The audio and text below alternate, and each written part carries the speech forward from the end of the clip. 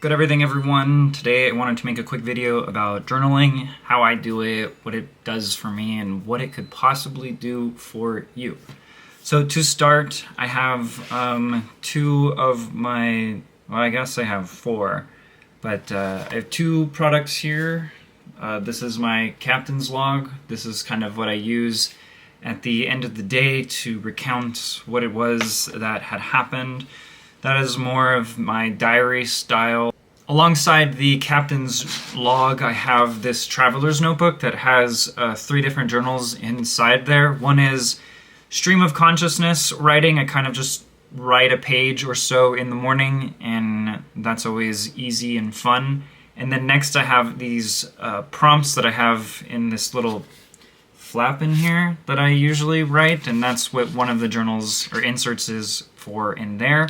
And then the last one is just sort of if I ever hear a good quote or if a nice idea pops into my head, I'll go ahead and write that down. For example, one of the things I have written down in just like my idea one is, I find that conflicts with others begin within oneself, and to ignore that is to be ignorant of reality. Just a quick little example of stuff that I write in there. If you want those prompts that I use, go ahead and check the description in the video. One of the things journaling really does for me is help with a lot of mental clarity. It really gives me a sense of control and has a calming feeling to it. It reduces a lot of my anxiety by literally getting the thoughts in my head, out of them, and onto a piece of paper.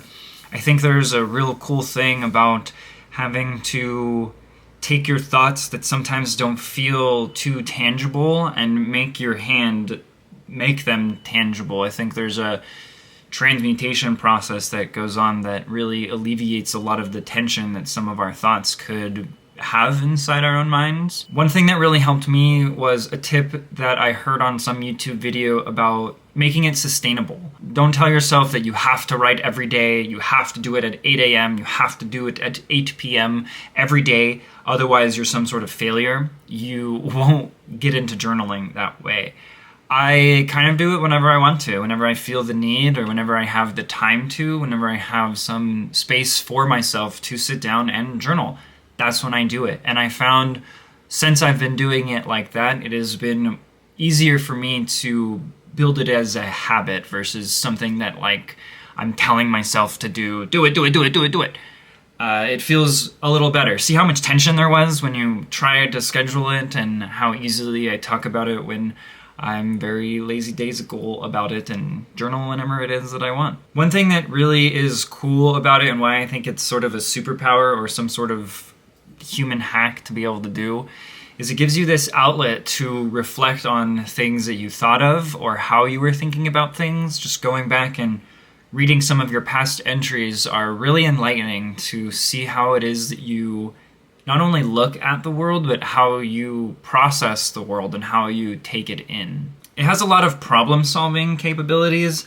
Sometimes I find when I have an issue or a problem, I start writing about it and the issue starts to present itself in a different way. It's kind of what I was saying earlier, that your thoughts are intangible, and when you force your hand to make them tangible, you kind of see the writing on the page, and the solution is always in the problem itself, and putting it on paper makes you see that solution a lot easier. And one thing I would also like you to remember is just how much of a judgment-free zone it is. No one's reading this, no one will ever read it unless you allow them to.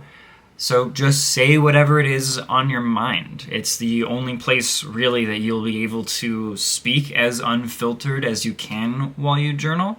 And I think there's a freeing aspect, the whole weight off your shoulders type of thing to that. Well, that's all I wanted to talk about with how I journal. Thanks for watching. Don't forget to like, comment, and subscribe, and go ahead and tell me down in the comments how it is that you journal, or what are some things that I could be doing differently in my journaling practice. Don't forget to read the journal prompts that I have for you in the description, and I'll see you in the next one. Bye.